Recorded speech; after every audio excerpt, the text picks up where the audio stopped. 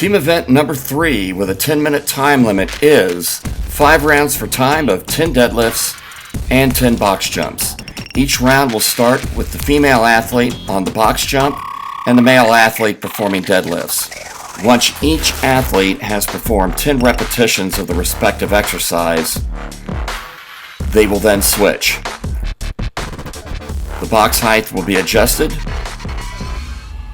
and the event moves on now with the male completing 10 box jumps and the female completing 10 deadlifts. The athlete may not continue to the second round or the third round until both athletes have completed all 10 repetitions.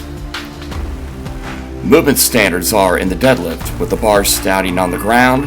The bar must be lifted to arm's length with the shoulders behind the bar and the hips at full extension. A sumo-style deadlift is acceptable in this event. Dropping the bar is acceptable, but bouncing the bar to begin the next repetition is not.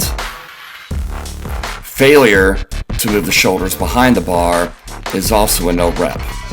In the box jump, the athlete may step off the box or jump off the box.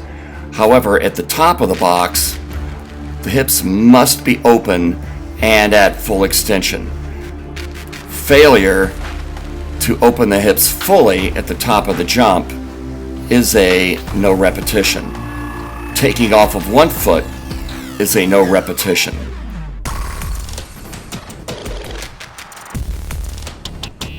Also, failing to open the hips, as said before, is a non-rep.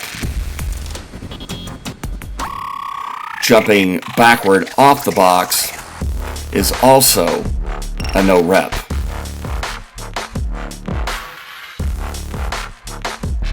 And that's event number 3. Event number 4 will begin with the same team on the floor precisely 1 minute after the completion of the time limit on event number 3.